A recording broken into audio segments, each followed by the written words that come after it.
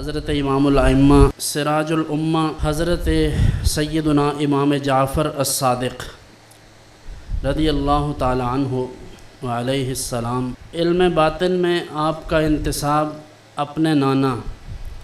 قاسم بن محمد بن ابی بکر الصدیق رضی اللہ عنہم اجمعین آپ کے ساتھ ہے، اور دوسری نسبت ظاہر سی بات ہے اپنے والد بزرگوار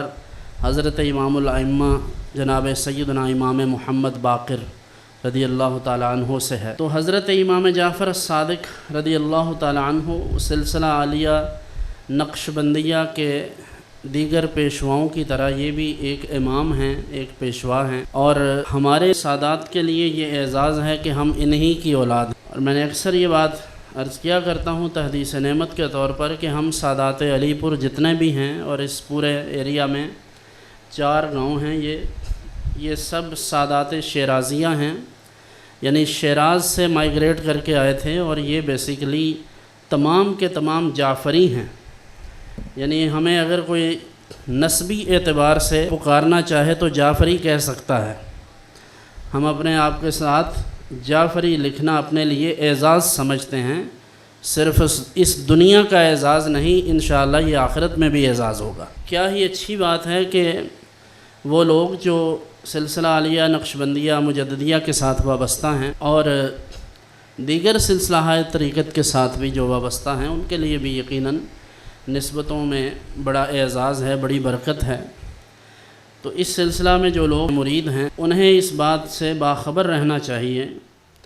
کہ حضرت امام جعفر الصادق رضی اللہ تعالیٰ عنہ کی ذات گرامی کوئی عام شخصیت نہیں ہے۔ حضرت امام جعفر الصادق رضی اللہ عنہ نے ارشاد فرمایا کہ ولدنی ابو بکر مرتین، ابو بکر رضی اللہ تعالیٰ عنہ نے مجھے 2 بار جنا ہے۔ پہلی ولادت تو ظاہری ہے کہ میرے نانا یعنی قاسم بن محمد بن ابی بکر الصدیق رضی اللہ عنہم وہ ہیں، اور دوسری ولادت مانوی کے علم باطن میں اپنے نانا سے انتساب ہے، ان سے نسبت ہے۔ تو یہ دوری نسبت ہے، اور اسی سے ہمیں یہ بات سمجھ آ جاتی ہے کہ اہل بیت اطہار رضوان اللہ علیہم اجمعین کی نگاہ میں حضرات شیخین اور بالخصوص افضل البشر بعد الانبیاء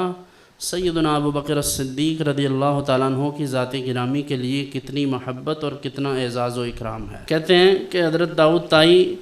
حضرت امام کی خدمت میں حاضر ہوئے۔ داؤد طائی بہت بڑے زاہد ہیں، کوئی عام شخصیت تو ہے نہیں، اور زاہد کا مطلب عبادت گزار، اور یہ کوئی عام زاہد نہیں ہیں، وہ شخصیت ہیں داؤد طائی کہ خلیفہ وقت ہارون الرشید جو تھے وہ ان سے درخواست کرتے تھے ملاقات کے لیے، تو داؤد طائی فرماتے تھے کہ میرے پاس دنیا داروں کے لیے وقت نہیں ہے، میں نہیں مل سکتا۔ اور پھر قاضی القضاء تھے حضرت امام اعظم ابو حنیفہ رحمہ اللہ کے شاگرد حضرت امام قاضی ابو یوسف علیہ الرحمہ، ان سے درخواست کی کہ آپ سفارش کریں۔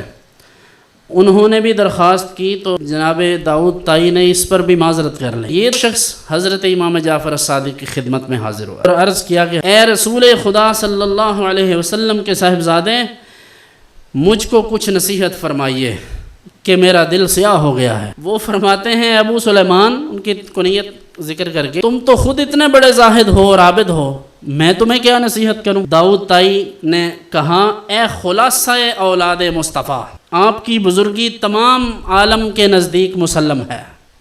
یعنی دنیا آپ کی بزرگی کو مانتی ہے۔ میں ایسے ہی نہیں آیا، یہ سمجھ کر آیا ہوں کہ آپ جو بتائیں گے میرے لیے وہی کامیابی ہے۔ تو عرض کیا سب کو آپ کا نصیحت کرنا لازم، یعنی آپ ہر ایک کو نصیحت کر سکتے ہیں، آپ فرمائیں۔ آپ نے فرمایا میں تمہیں کیا نصیحت کروں، میں تو اس بات سے ڈرتا ہوں کہ میرے نانا حضرت محمد مصطفیٰ صلی اللہ علیہ وسلم میری جواب طلبی کریں کہ کیوں تو میری پیروی بجا نہیں لایا۔ یہ حضرت امام جعفر الصادق فرماتے ہیں کہ میرے نانا جان صلی اللہ علیہ وسلم قیامت کے دن یہ نہ فرمائیں کہ اے جعفر صادق تم میری سنت پر عمل نہیں کر سکے۔ اس لیے یہ ہم سب کے لیے لمحہ فکریہ ہے کہ وہ نفوس قدسیہ، وہ پاک لوگ، وہ بڑے لوگ جو اشتہارات سے، سوشل میڈیا سے، ان کاغذوں سے، ان دیواروں سے